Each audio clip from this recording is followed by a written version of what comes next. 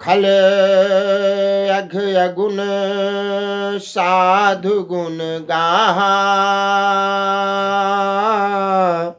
उभय अपार उदधि गाहा। तेहि ते कछु गुण दोष बखाने, संग्रह त्याग न बिनु पहचाने। बाबा जी ने कहा है खल अघ गुण साधु गुण गाहा, यानी दुष्टों के पापों और अवगुणों की और साधुओं के गुणों की कथाएं दोनों ही अपार और अथाह समुद्र है। साधु हो चाहे दुष्ट हो, इनकी कथाएं इतनी अथाह है कि अगर हम कहने बैठ जाएं तो शायद रामचरितमानस का पाठ बाबा जी रामचरितमानस की रचना वो नहीं कर पाते। लेकिन उन्होंने संक्षिप्त में साधु असाधु सज्जन दुष्ट सभी के बारे में उन्होंने बता दिया। संक्षिप्त में समझने के लिए, पढ़ने वाले के लिए वो भाव आना चाहिए, उस भाव से कि बाबा जी ने उस समय कौन से भाव से तुलसी बाबा जी ने क्या ऐसा सोचा था,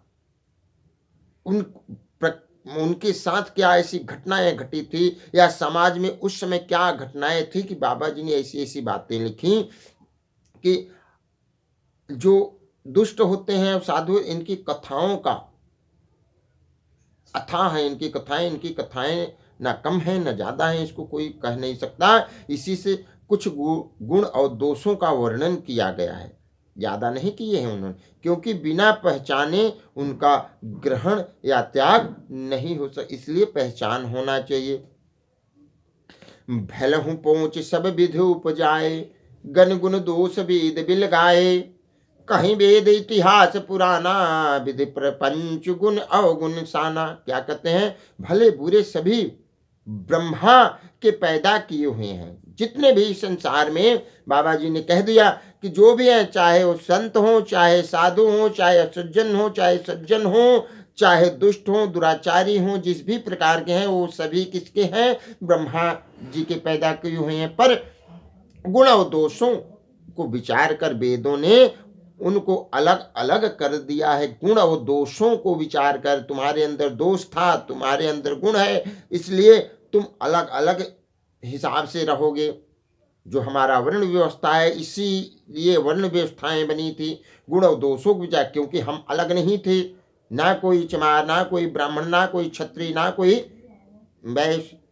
इसलिए बाबा जी ने यहाँ, सब लोग कहते हैं कि बाबा जी ने एक चौपाई लिखी है, ढोल गंवार शुद्ध पशु नारी सकल ताड़ ना कहे अधिकारी, लेकिन यहाँ उन्होंने ये चौपाई जो लिखी है कि सभी जितने हैं भले बुरे सभी ब्रह्मा जी के ही पैदा किए हुए हैं। अब तो आप मानते हैं, लेकिन गुण और दोषों को विचार कर वेदों ने उनको अलग अलग कर दिया। वेद इतिहास और पुराण कहते हैं कि ब्रह्मा की यह सृष्टि गुण अवगुणों से सनी हुई है। कैसे कि दुख सुख पाप पुण्य दिन राति, साधु असाधु सुजाति कुजाति। दानव देव ऊंची अरु नीचू, अमी असु जीवन माहुर मीचू। माया ब्रह्म जीव जगदीशा, लक्ष्य अलक्ष्य रंग के अवनीसा।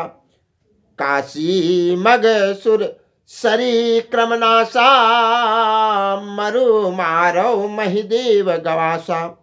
सरग नरग अनुराग विरागा, निगमागम गुण दोष विभागा। क्या कहते हैं बाबा जी, दुख सुख पाप पुण्य दिन रात, साधु असाधु सुजाति कुजाति, दानव देवता, ऊंच नीच अमृत विष, सुजीवन यानी सुंदर जीवन, मृत्यु माया ब्रह्म जीव ईश्वर कसाई, स्वर्ग नरक, अनुराग बैराग, संपत्ति दैवता रंक राजा, काशी मगध गंगा, कर्म नाचा, मारवाड़ा मालवा ब्राह्मण, ये सब जितने, ये सभी पदार्थ ब्रह्मा की ही सृष्टि में है। वेद शास्त्रों ने उनके गुण दोष का विभाग कर दिया है। जाति कुछ नहीं, ना बड़ा ना छोटा, ना ऊपर ना नीचे, लेकिन गुण और दोषों के ऊपर से उनको विभाजन कर दिया। आज भी चाहे वो छोटी बिरादरी में जैसे चमार हैं, वाल्मीकि हैं, या ब्राह्मण हैं, क्षत्रिय हैं, वैश्य हैं, अगर इनमें भी वो ज्ञानता है, ज्ञानी हैं, पढ़े लिखे हैं, सामाजिक स्तर पे वो देखते हैं, भगवत भाव के साथ साथ समाज को एक दृष्टि से देखते हैं, तो वो भी ब्राह्मण ही है। देश की रक्षा, मजबूरों की रक्षा, गरीबों की रक्षा, गरीबों के लिए आवाज उठाना, जिनके अंदर ये बातें हैं, वो क्षत्रिय हो। जो भंडारण भरता रहता है, जो भंडार को एकत्रित करता रहता है, जो मुसीबत के समय पे एक दूसरे की मदद के लिए अपना भंडार खोल देता है, वही वैश्य है। अब जो दास यानी जो छोटी बिरादरी की हम बात करते हैं, आज भी क्या नहीं है, आज जो नौकरी करते हैं, जो झाड़ू लगाते हैं, जो पोछा लगाते हैं, दासों हम दासता को जो धारण कर लिए, क्योंकि हमारे अंदर अगर पढ़ाई की वो वैल्यू नहीं है, पढ़ाई लिखाई नहीं है, हमने उस काबिलियत नहीं, तो हम रिक्शा ही चलाएंगे, ऑटो रिक्शा चलाएंगे, ड्राइवरी करेंगे, हम पोछा मारेंगे, झाड़ू लगाएंगे, पानी पिलाएंगे, लेटरिन बाथरूम नाली गटर यही सब साफ करेंगे ना। तो इसी को तो दासता कहते हैं, इसी को शूद्र कहा जाता है, चाहे वो बड़ी जाति हो या छोटी जाति हो। ज्ञान को ही ब्रह्म कहा गया है, ब्राह्मण कहा गया है। तो जिसके अंदर ज्ञान है, जिसके अंदर ये है, जो ब्रह्म को उपासना करता है, जिसके अंदर कोई लालच नहीं है, ना जमीन जायदाद घर द्वार की लालच, जो देश हित के लिए, राष्ट्र हित के लिए, जन कल्याण के लिए, भगवत भावना के लिए अपना जीवन समर्पित करे, वो ब्राह्मण है। और कोई भेद नहीं, कोई जाति पाति नहीं है। कर्मों के आधार पे जातियां बनी हैं, कर्मों के आधार पे जातियां हैं।